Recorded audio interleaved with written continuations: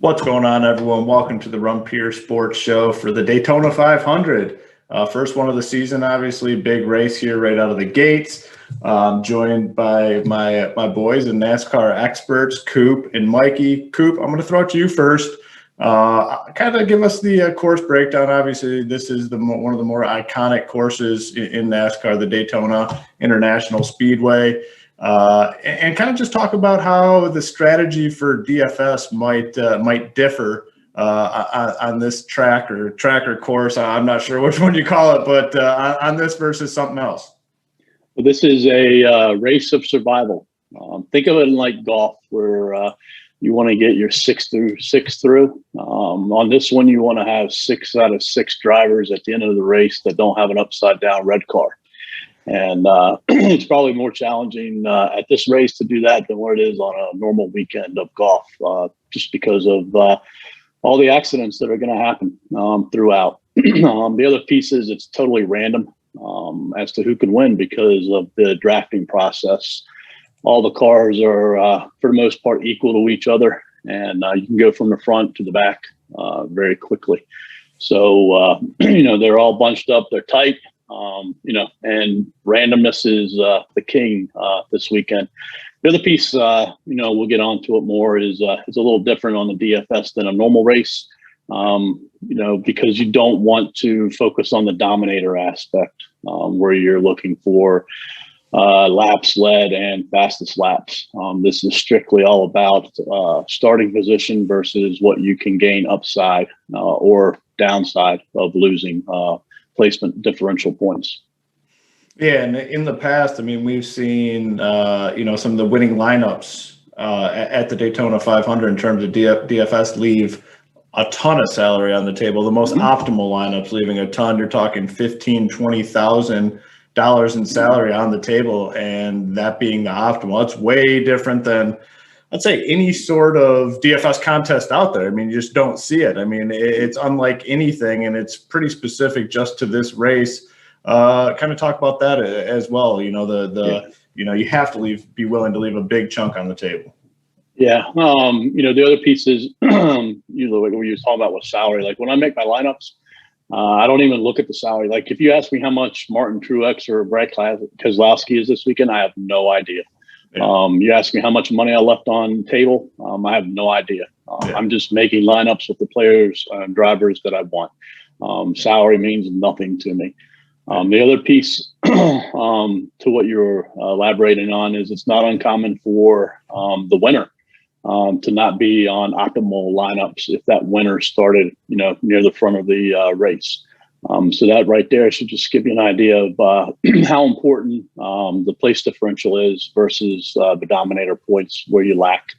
I think I put in my article where the fastest laps are so spread out between all the drivers. 11 is the most that's been accumulated by one driver over the past couple of years, which equals almost 5 points, which is nothing. And laps led is similar, where I think you might have 1 or 2 drivers get up to 10 points. Most of the drivers that accumulate laps led points is going to be minimal in the 3 to 4 range, if that. Yeah, and I mean that's kind of where you find your biggest edge, I think, especially at this event, because it's human nature to go in there and make a lineup and spend all the salary. It takes a lot mentally to go in there and say, you know what, like you said, how you're not even looking at some of these drivers' salaries. Large majority of people just don't have the ability to do it. I mean, when you look at the salary, most people want to get as close as they can to filling that out. And, to me, that's the biggest edge you can find today is the ability to block those salaries out, plug in the guys, points differential. I'll bring Mikey in. He's our third wheel here today. Welcome to the show, and kind of give us your overall thoughts here on the Daytona 500. No, I think you guys nailed it. Just like Coop said, he's not really looking at salary. I mean, I'm making my my script right now, and I already set the salary to a maximum of like 47,000, I think, and I might even lower that down to 46. The salary just doesn't matter. We saw last night, like Coop was saying, how even if the guy wins, if he starts in the top 10, it won't matter. I think Burton came in like 3rd or something, and started 8th. Wasn't in the optimal guy. I mean, it's just like people, it's like hard to stress how like important it is not to care about salary and really just play these guys, I guess, like starting 20th or last, and people look at you like you're nuts. But I mean, that's just the strategy here. So, I mean, that's what I'm following this week. So I think you guys pretty much nailed everything else. Yeah, I mean, people might be, wondering like why we say that. And then you look at yesterday's race in the Xfinity where Austin Cindric started on the pole, won, and he was in the optimal. It's a different beast between Xfinity and NASCAR Cup Series because of the talent level and more so the ability of the cars. There's a lot of cars in the Xfinity that, can't compete, can't stay up. Whereas in the Cup Series, there's maybe a handful or so that won't be able to maintain the speed to keep the draft. So, throw yesterday's race out where, Cindric won from the pole and was in an optimal lineup. Yeah, it's a really good point to bring up because people obviously are going to look at that race yesterday and try to correlate to, what they do today in terms of building their lineups. And once again, if you block that out, it could be a little bit of an edge. And, every little thing matters. And, so the format of this show basically today is going to be, we're going to go through by starting position because like both guys and myself, I played a little bit of NASCAR DFS. Mostly I learned most of my stuff from Coop last year when I kind of hopped into it. But this race today specifically, starting position is important. Points differential is king here today. So it's kind of how we're going to do it. We're going to start at the top in terms of starting position. And, I'm going to go off of, a little bit of Coop's content here. And it looks like these first 8 guys, we have Bowman on the pole. We have William Byron, Almirola, Austin Dillon, Chris Bell, Bubba Wallace, Ryan Newman, Kevin Harvick. That's 1 through 8. Coop, kind of break down these guys, based on, what I've read so far. I am kind of assuming that you don't have much interest in any of these 8 drivers right out of the gate here. From a DFS perspective, I have absolutely no interest in any one of them, just because their upside is so limited. More than likely, they're going to, stay in the same position or lose positions, or even if they do gain, it'll be very minimal. So, it's all about leveraging and having upside. And one of the edges in this race is to fading these guys because they are going to be, on certain teams. And in the past, you've seen the pole setter gain around 15, 20% ownership in this race, depending upon who it is. With Byron going to the back today, I'm sure that's going to lower his because, that's another piece. If you have a driver that goes to the back of this race, don't worry about it because you can be at the front in 3 to 5 laps. So it's irrelevant, but that'll lower his ownership. Bowman, he'll still be up there around 15%. The key for me, though, is we have a bunch of drivers starting 3rd through 7th that in the past have been very good at this race, and they'll be very good today. But in the past, they've started, anywhere from 20th to, the end of the field, and they've been very good plays.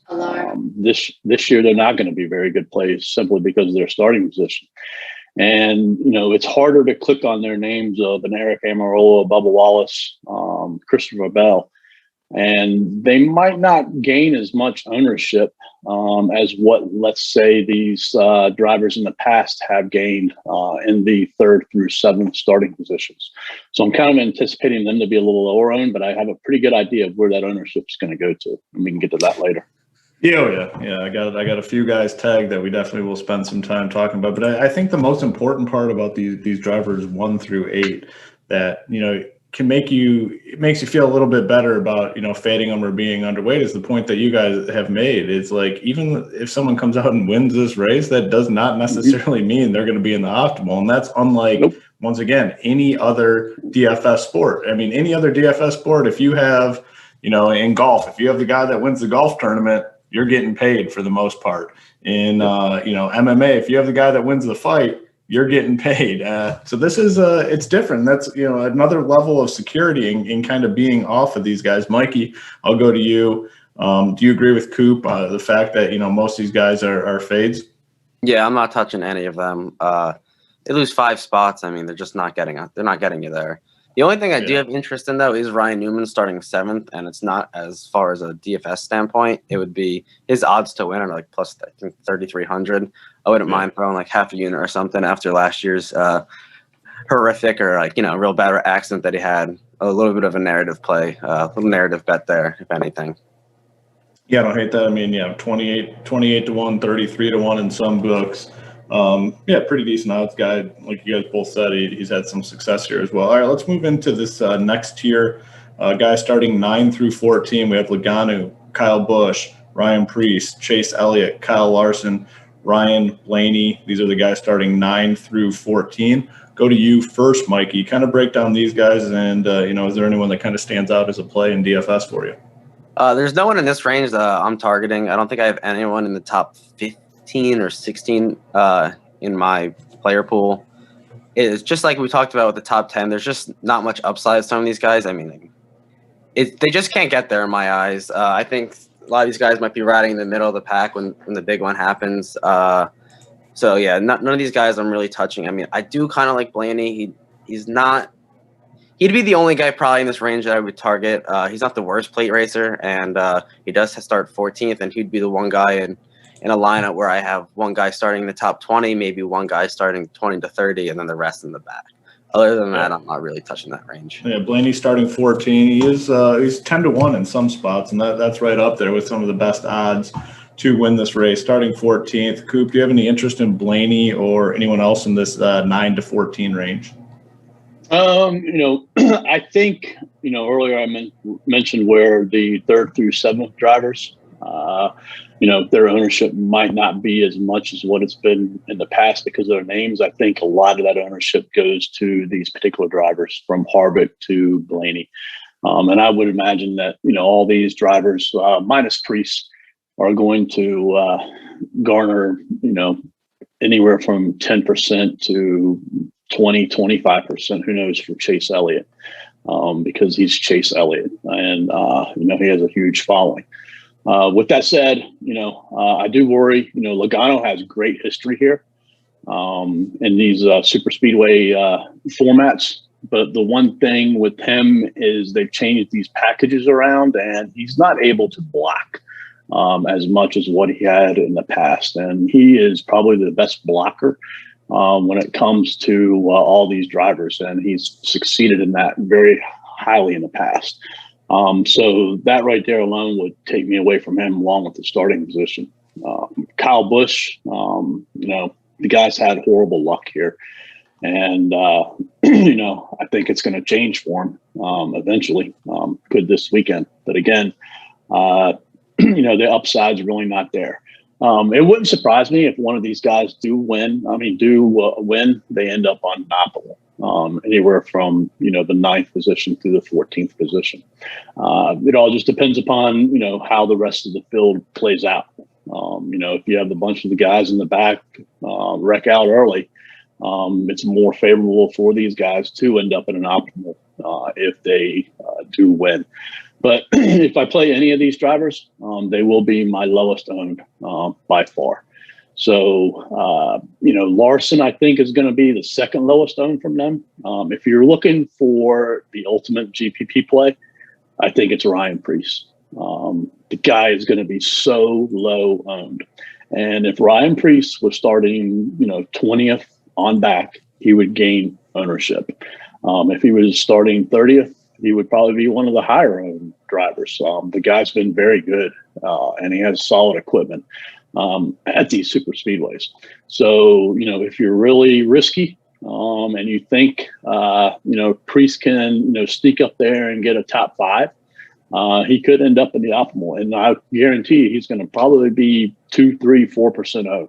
I'm not going that way. I'm just throwing it out there for people. I think he probably is the, riskiest GPP play on the slate. But I think he has the highest upside from those lowest owned drivers.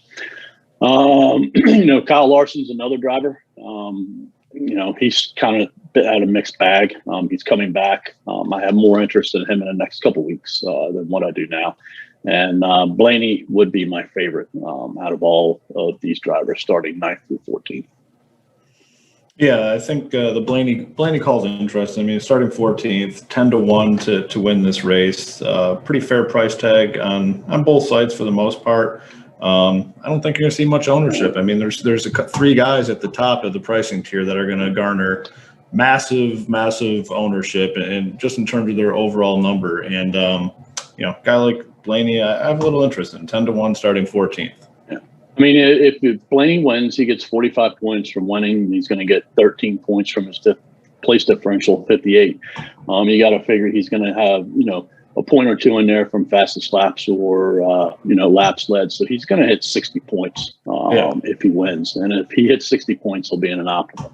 Yep, there's no doubt about that. All right, the next tier I kind of have pegged here is 15 through 19. We have Daniel Suarez, we have Corey LaJoie, we have Michael McDowell, Reagan, Jamie McMurray. 15 through 19. None of these guys really have good odds to win the race. They're all kind of between 66-1 to 100-1 to win. Not big names in terms of the NASCAR circuit. So I'm going to go to you first, Coop. Kind of break down this tier 15 through 19 starting positions. This is a great tier for GPPs. You know, these drivers right here are all very, very, very good super speedway drivers. And again, in the past, they've started 25th or worse.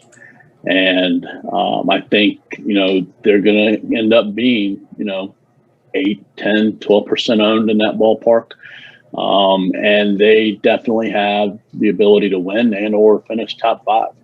You know, Corey LaJoie had a run not too long ago where he ended up on like 4 consecutive optimal lineups in these type of races. And that was strictly because he was, you know, starting 25th on back, and he ended up finishing, you know, in the teens and getting enough points. So he can definitely maintain his position.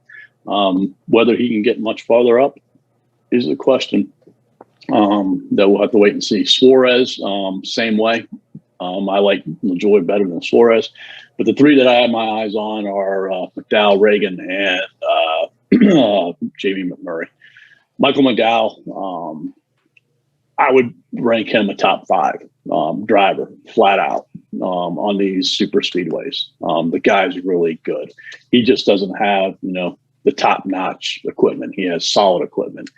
And David Reagan, right behind him, and Jamie McMurray, the same. So I have interest in all 3 of them. I'm not going to go crazy on all 3 of them. I'm not going to play more than one of them in a lineup, you know, because I don't think 2 of them exceed up there, but I definitely think one of them could. You know, and that's the thing, you know, lineup construction, you know, is so key here. You know, if you're going to play like a Blaney, I'm not so sure if I'm going to play Reagan, McMurray, or McDowell with him. So I really only am focused on having one driver in the teams in my lineup. And if I have a Blaney in my lineup, since he's starting so far forward, I'm going to have a lot of leverage in the back of the field, so that if he does, you know, crap out, I can still, you know, get some cash from that particular lineup. Yeah, I like that. So, I mean, in terms of roster construction, you said if you're in this tier, you only want one of these guys on your lineup, right? So max 1. Yep, max 1 for me. I mean, I'm not saying you can do 2 if you want to. But if I'm doing 2, every one of my drivers, the 4 remaining are 25th or worse, or starting 25th or worse. Gotcha. Okay, that makes a lot of sense. I mean, create a player group with these 5, max 1 in the optimizer, and kind of move on. Mikey, throw it to you. Kind of break down this range 15 through 19. Anyone kind of stand out as a good play? Fades. Just talk about all these guys here. No, just like Coop said, they're all good drivers here. They all know what they're doing. So if anything, yeah, they'll start 17th, 18th, 19th, 16th, whatever. I expect them to drop back early and just ride the wave in the back. And that's going to be, I think, their key to success here. I don't see any of them trying to really push forward in this race and, you know, do anything crazy. So if they sit back and that the big one happens, they avoid it. I can see one of these guys getting to the optimal. I mean, I think it's in 1 or 2 out of the last 5 races. a driver in the top 20 was in the optimal lineup at Daytona. So that's the reason I'd be aiming at these guys. And like I said with Blaney earlier, I'm only playing one of these drivers in the top 20, and then maybe one in the top 30, and then the rest would be in the back end. Other than that, no, Coop nailed it again. But I'm not really looking at Suarez in this range. It would just be LaJoie, McDowell, Reagan, and McMurray.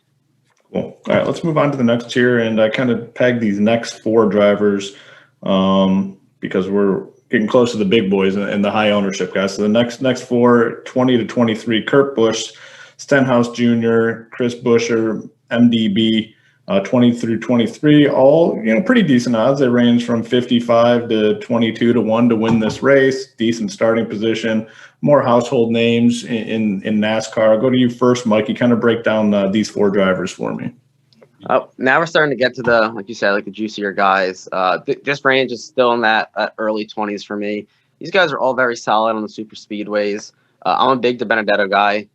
He'll probably be my highest owned of this group of 4. It's tough for me to play a guy like Kurt Busch 20th. I do like him this week. I don't know. I'm playing like 150 lineups. I don't know if I'll have more than 15%, 10%, only because I know he's like a guy that's going to try to maybe push to the front of this race. And I'm not looking for guys that want to ride in the middle of the pack, right in the front here, because we know we're getting this wreck. And you want guys in the back. They're going to see it happen in front of them. And if he's riding in the middle, there's a good chance, he's gonna get a piece of it. And then Ricky Stenhouse his nickname's Recky. I mean, he's good on speedways, but it's tough for me to play a guy with the name Recky coming into a super speedway. This range for me, I'm gonna have no more than 15-20% of any of these 4 drivers. Cool. Coop, I'll go to you. Talk about these 4 dudes, 20 to 23, and like I said, this is the tier before we get to the big boys with the big time ownership. So talk about Busch, Stenhouse, Buescher, and MDB. I love this range of these 4 drivers because these 4 drivers are really good again on super speedways. I'm along with Mikey as far as what he was saying as far as ownership projections of what I'm going to have. But I think these 4 drivers allow you to get a little bit different here. Like in a single entry, if you're looking to gain some leverage, we haven't got to the big boys, but if you want to fade those big boys, I think playing like a Kurt Busch and a Matty D in the same lineup, they have just as good of a chance of finishing in the top 5 as what the next 3 big boys, that we haven't got to will. And you can gain some massive leverage from that. So I like using them, as leverage. I also don't mind, playing, let's say like a McDowell with a DiBenedetto, 17th and 23rd. But again, if I'm doing that, my other 4 drivers are going to be starting, 25th on back. This is all about maximizing leverage and putting yourself into a position to where, if and when your drivers do crash out, you can still, catch with that lineup.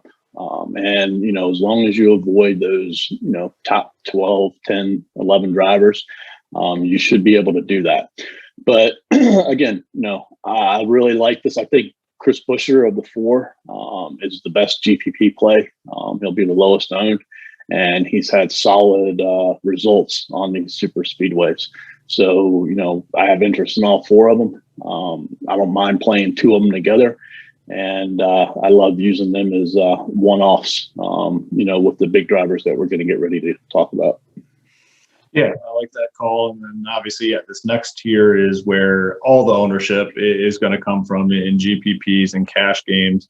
I have Keselowski starting 24th. He's 11 to 1 to win the race. Denny Hamlin starting 25th. He's around 6 to 1 to win the race. Truex Jr. starting 26th. He's about 15 to 1 to win the race. Denny Hamlin will be the highest owned guy on this slate, but these other 2 guys won't be too far behind. I mean, there is going to be massive ownership behind these guys. Solid drivers are starting far back. They fit what we want on this track at this event. So, Coop, I'm going to go to you first. Obviously, in cash games, you want exposure to these guys. You want to get them in there. They're the highest floor, highest upside combination that we love in all DFS sports. How are you handling the situation in GPPs? I mean, it's just easy to see high ownership, but also high floor, high upside. So what are you doing here? I want to be probably around field average on them.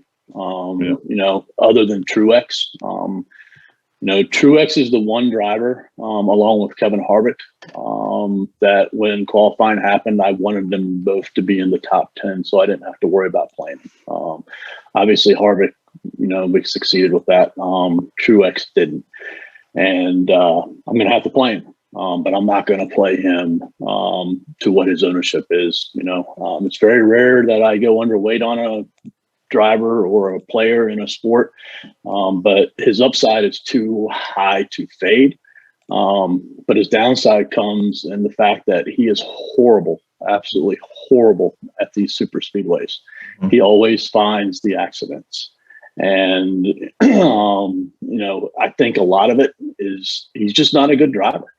I specifically remember like 2 years ago when he lost a lap early in the race, and we were coming to the end of the stage, and all he had to do was stay away from the pack in order to get his lap back, because he was going to get it back. And what does he do? He drives up into the pack, and what does he end up being in? The accident. So I think his decision making is really bad on these super speedways. He's a great driver and great dude in general, but he's somebody I don't have any confidence playing when it comes to these super speedways.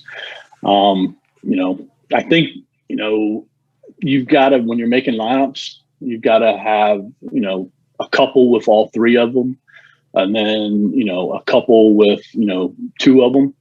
But the majority of my lineups with these three is just them solo, because the chances of all three of them getting through are limited. And then, I have lineups that I don't have any of them in. And I think, there's a possibility where, all three of them, end up finishing right around where they started or worse, and they don't pay off. So, that's why I want to be around field average on them. Yeah. And I mean, I know that's typically not your approach, and you and I are kind of the same in that aspect of, GPP roster construction stuff. I'm always with you in the fact that, like, if I'm going to play a player, if I'm going to play a guy, I'm getting way over the field, and I typically don't go underweight on a guy. If I'm going to go underweight on a guy, I typically just fade him. And, that's kind of how you and I both are when it comes to PGA DFS. Interesting that it varies here. Yeah. But I think the other edge too is, in my mind, I'm going to be overweight on all three of them. In my mind, as far as making solid lineups that have upside, because a lot of these people are going to match Kevin Harvick with Denny Hamlin, or they're going to match Bubba Wallace, or one of those drivers starting in the top 10, with these guys. And that's going to kill the upside of those lineups. So in my mind, I'm field average with them, but in, really good lineups, I'm going to be above the field. What kind of ownership are you projecting for these guys? I'm seeing anywhere from like 40 to 50 range on all three of them. Is that kind of what you're anticipating here? It wouldn't surprise me if Denny Hamlin slipped over 50, and then in the like $88, $121 type of tournaments, it wouldn't surprise me if he was 60, 70% owned.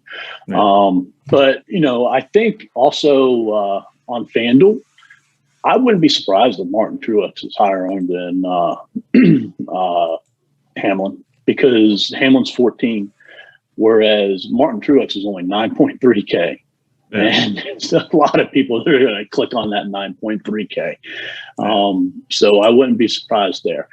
But, I would probably say Hamlin's going to be the highest, and then I would probably say 35 to 40% for Truex and Keselowski. And that's the thing that, like, always amazes me about this race is, like, you can anticipate the ownership, but the ownership on the drivers always comes in lower than what I expect it to be.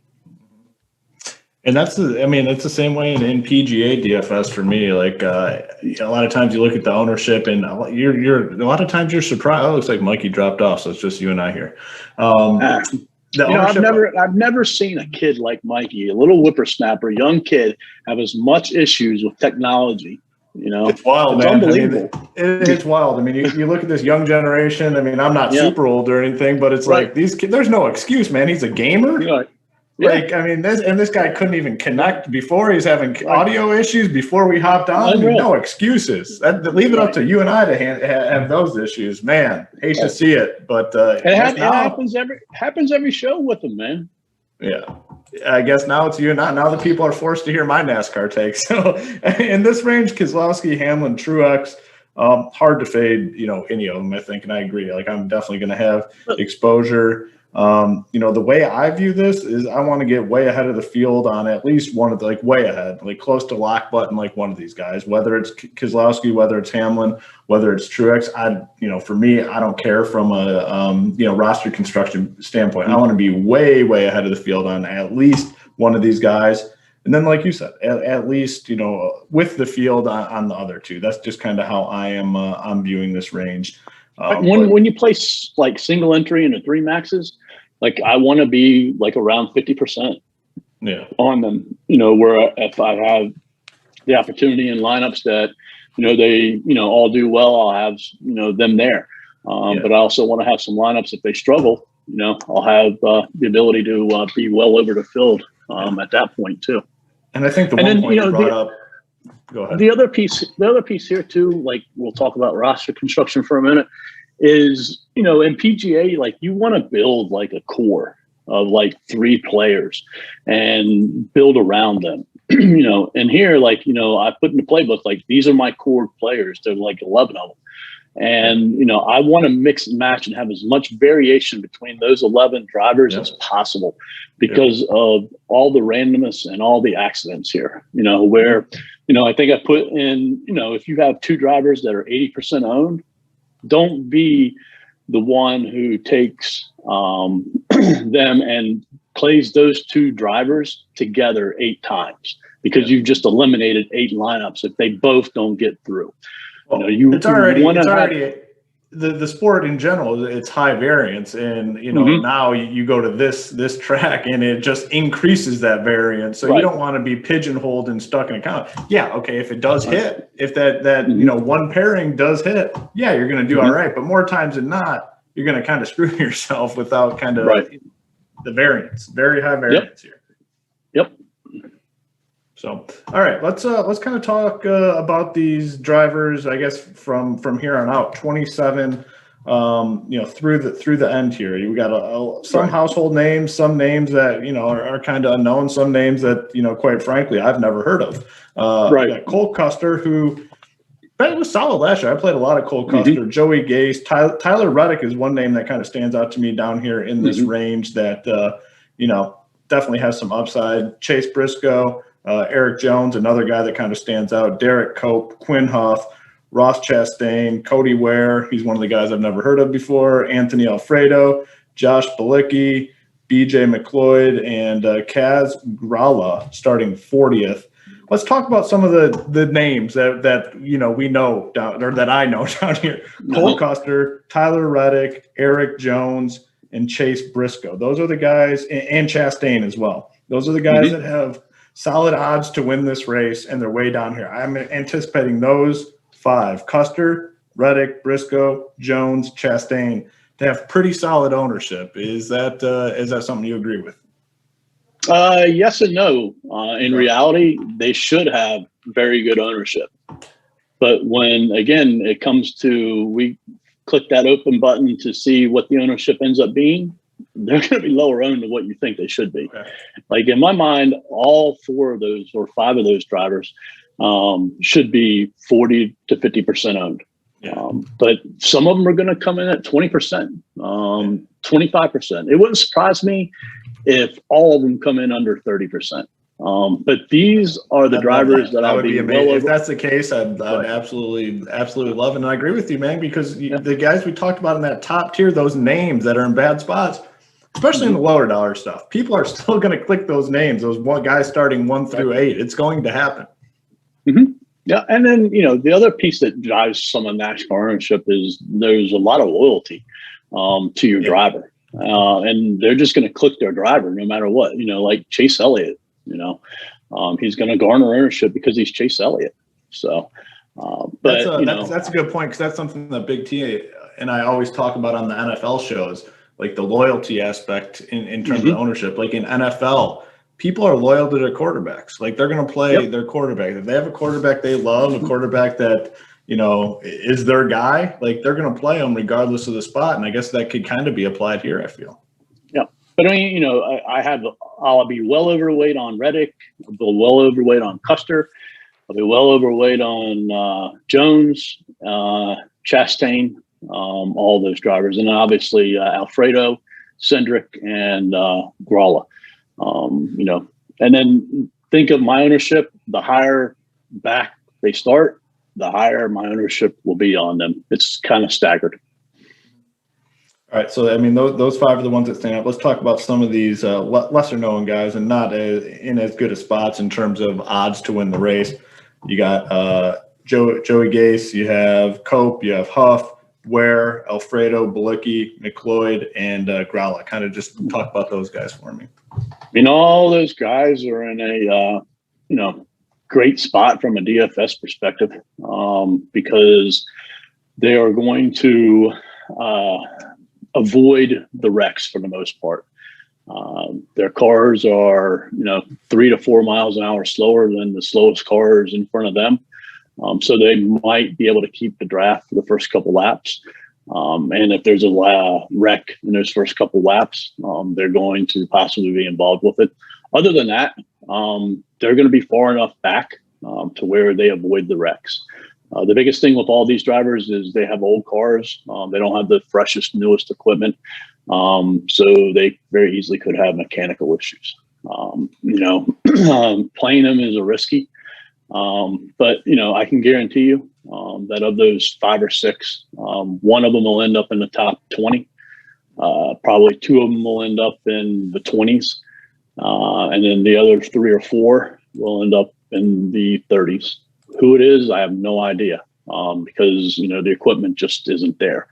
From an ownership and leverage perspective, Joey Gase is probably going to be the lowest owned because he starts the farthest forward in 28th spot. He has just as good of a chance to finish in the top 20 as any of them other drivers. Where I was talking about Ryan Preece being the ultimate leverage, GPP play in the upper part of the starting lineup, Joey Gase would be that play in the back, because I would imagine he's only going to be 1 or 2% owned. The 2 that I, have the most confidence in is Quinn Huff and McLeod.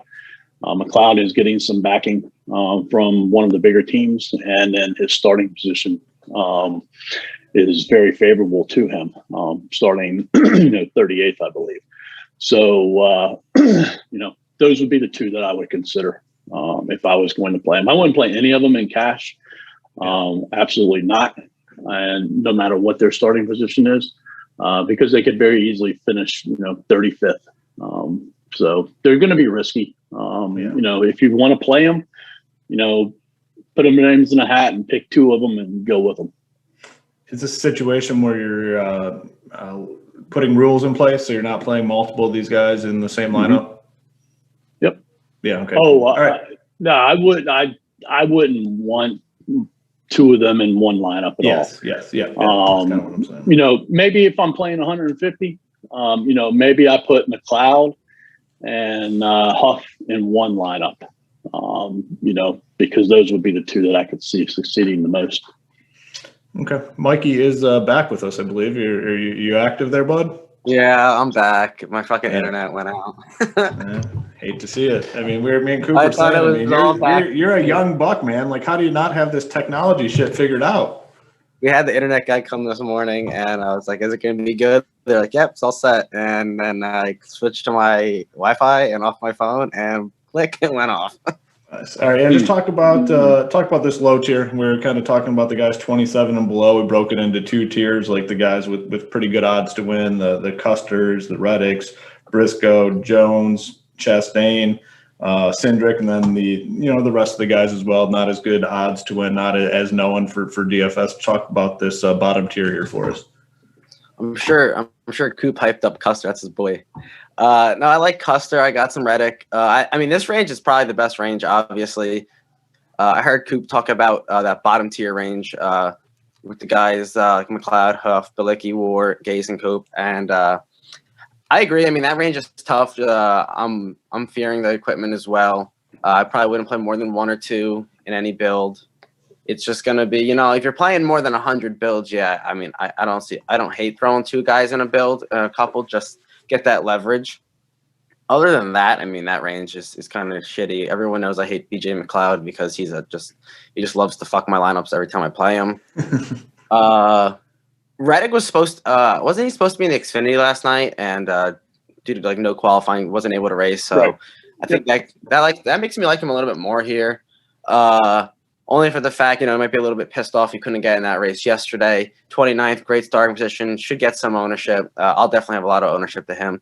Cindric is probably, the highest owned guy in this range. I mean, how could he not be? Starting 39th, great equipment, should have a great race. My favorite though in this range is by far Ross Chastain. I'm just a big Ross Chastain fan, I guess, when it comes to these bottom ranges. I love playing him on just door neck, any track. When he starts this far back, even in the top late 20s, I'm a big fan of playing him. I think 34th is a great spot for him. I love his odds. I think they're pretty high up there for him. So I'll definitely be way over on Chastain. And then any guys in this range, like I was talking about earlier, this is gonna be the range that I'm really targeting. These guys starting 27th and back is gonna be my highest on guys. I'll have anywhere from 4 to 6 guys in a lineup. I could just fill out lineups with just them. I really like this range. I didn't get to talk about Hamlin, Keselowski, or Truex. Hit on that range real quick. Yeah, I was gonna just touch on that real quick. Coop pretty much nailed that again. When he was talking about playing with some lineups with 3, some lineups with 2. I mean, I'm playing 2 at the most. I'm not going 3. There's no way all 3 of these guys, in my eyes, finish this race. Truex is obviously going to be the guy that I'm going to be lowest on. Probably only have him about half his ownership. I mean, I have to have some exposure just in case. I know that's not the Hoop and Coop way, but I'm going to have to get some ownership to Truex there. And then Keselowski is going to be the second highest guy for me, and Hamlin is the favorite. Hamlin is my favorite driver, and Hamlin will be my highest owned driver this week. Yeah, and Hamlin will, I think, obviously come in with the highest ownership out of those 3 due to his odds to win. I mean, 6-1 and his success. Go ahead, Coop. Like, if you're playing in a GPP, don't make a lineup with Danny Hamlin and then 5 of those drivers from Reddick on back. You're going to be duped so many times. And the chances that, that actually hits is minimal. It might catch for you. But that's where you've got to, pick 2 or 3 of those drivers with Denny Hamlin. But, if you're going to play 5 of them with Denny Hamlin, do that in cash. Don't do it in GPP. And then, I'm really interested to end up seeing what the ownership is on Anthony Alfredo and Kaz Gralla. Because Cindric won yesterday. He's the name that people know out of those 3. The majority of the people who are playing, today have no idea who Gralla is and Anthony Alfredo. So, it wouldn't surprise me if they come in, 15, 20% owned. And, that's a huge edge if they do. They have exceptional equipment. Gralla actually has a lot of good history at Daytona in prior races, here. So he's familiar with it. So those 2 are the most exciting for me as far as what their ownership is going to be, because, Chastain and Jones is going to take away from Gralla and Anthony Alfredo also. Yes, very strong points. Yeah, I mean, it's going to be an exciting race. And like I said, we said in the opening, you got to kind of, manage this a little bit different than typical NASCAR DFS events and even, other events. I mean, the salary thing is by far the biggest. And I think that's where you get your biggest edge because people, especially in the lower dollar stuff, like the higher dollar stuff, you're going to see guys like Hamlin probably 60, 70%. But in the lower dollar stuff, the $1 million contest they have on DK, then you can get a nice little edge. I mean, people are going to be looking. The novice people will be looking to fully fill out their rosters in terms of the salary, and that is just not the way to go, especially here today. All right. Like, and do yourself a favor too. Like, if you're going to play today, like, don't play one lineup. If you're playing one lineup, you're just burning money because the chances that you get that one all 6 of 6 at the end through is minimal. And, you're going to have a much better playing and viewing experience. If you're $5, you want to put 20 lineups in the quarter. If your bankroll's $50, put it all into 3, give yourself an opportunity. One lineup, you're just going to crash and burn. I like that. Perfect. Like a little match up with NASCAR crash and burn. Like that. Like that verbiage there. Yeah, and that's kind of the always been my case when for other sports too. It's like if you're going to go and play these contests where people are putting 150 lineups in and you can only play 1 or 2. It's probably not the best way to spend your money. Drop down and, like you said, play the $3 and max that out for 20, opposed to putting 2 teams or 3 teams in the $15 thing. It's just you want to be as close to the max in terms of lineups that you can be, opposed to just picking and choosing a couple, especially in something like this with the variant. The variant's just through the roof today at the Daytona 500. And then again, there's that edge for us because we have stubborn people, like the Pensick in our Discord chat. I'm talking to him. I'm trying to be like, put money in. You just won 40K the other day. Don't be tight, man. Put $60 in. And play the 20 max entry versus just playing 188 or 121 lineup, but that's his style and that's going to be an advantage for us, when we go up against people like him because he's stubborn and won't listen, and he's just going to burn his money. Yeah, very true. All right, let's pick some winners. Let's go through and pick some winners. Let's pick a someone with decent odds, a more known, someone in that upper tier, and then like a long shot to win. How's that sound? I think that's good. Mikey, we'll start with you first because we don't know when the hell you're going to cut out of here with that internet again. So we got to get your picks in before you bail on us again. So give me, someone with decent odds to win, and then a kind of a long shot. Well, I can't say my favorite driver because I know I'm just gonna get crap from Maddie and Coop. So I'm just not saying Hamlin. Okay, so I'll pick. All right, I guess for my favorite to win, I mean, I guess they're both around the same price tag. I guess I'll take the Benedetto. I mean, it's like 30 to 1 or 35 to 1, but I mean, it's Daytona, baby. And then I guess I'll take Chastain. I mean, they're both right around the same odds. I think the Benedetto's got a much better chance to win, but I guess I'll play those 2 guys as my winners. Cool. All right, Coop, a couple winners for you. At the beginning of the week, I had 2 guys in my mind, and the first guy was Kyle Busch. He's had a rough row, and I think it's his time. And he's done very well so far this week. So Kyle Busch, we won. But my ultimate pick to win, there's a lot of karma that goes around in NASCAR, and it's really crazy how this one particular number hits a lot when you speak of this karma. But 20 years ago, 3 years ago, so the number 3, Austin Dillon won when it was 20 years ago that Dale Earnhardt won his first Daytona 500. So you fast forward another 3 years to our current time, and we now have the 3. And we have 20 years later of the passing of Dale Earnhardt. And I think it weighs a lot on Austin Dillon. And I think that 3 is going to end up in victory lane. Yeah, that'll be definitely a long shot call, and I like it. I'm gonna pick a couple guys here. I'm gonna go like I said, NASCAR novice, not an expert like you guys. I'm gonna go Ryan Blaney. I think has a chance to take it down today. Kind of like Blaney, 10-1, starting 14th. Have interest in him, and then kind of a long shot, not a super long shot, but I like Tyler Reddick as well at 44-1 to get in there and potentially compete here today.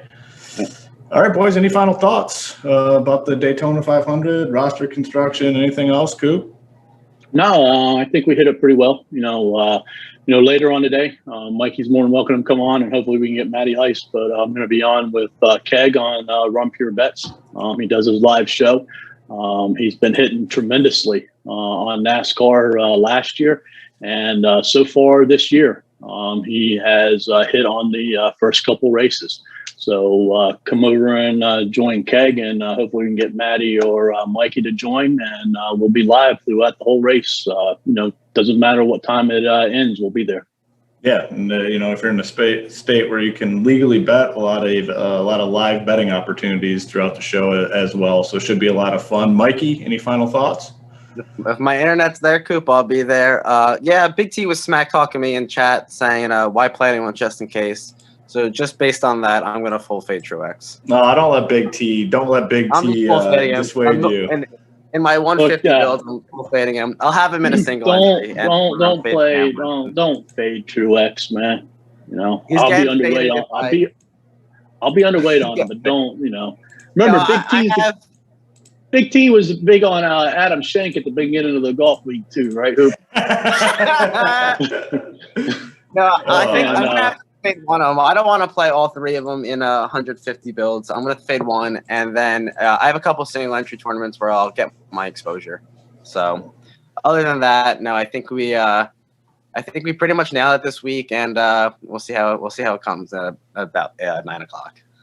So we have the playbook fully up. Great breakdown. I was going through this, and just phenomenal breakdown Coop did here on the playbook. We'll have core plays listed. That's over at runpuresports.com. We have the promo going through tomorrow. You sign up for a monthly package at runpuresports.com. Your name goes into a drawing for a Draftkings ticket to the $888 NBA contest. It should be either on Monday or Tuesday. We're going to do the drawing tomorrow, though. You got to use the promo code RPS free entry. It'll get you in the drawing to win that contest ticket. So you go to Run Pure Sports. Sign up for a monthly package, use the promo code RPS free entry, gets you in that drawing to win the $888 ticket to Draftkings NBA contest. A lot of people have been taking advantage of that, right, Hoop? Yes, yeah. I mean, we're going to do a drawing. Actually, I talked with my kids, and I don't know how it got brought up, but they are going to pick the name. I'm going to put all the names in a hat, and they're going to hop on and pick the name. So they're super excited. We're going to do that tomorrow, probably during the NBA show. So, yeah, nice. Today, tomorrow will be your last chance to get in that drawing. We're going to pick it on Monday. So, all right. Well, that's going to do it for the Run Pure Sports Daytona 500 show. Head on over to the website. Tons of content. Like Coop said, the boys on the bet side are going live as soon as this race. As soon as the gentlemen start their engine, they're basically going to be going live. So you can head on over there and check that out as well. So for Coop, for Mikey and his internet connection issues, I'm Hoop. Good luck to everyone today in your contest.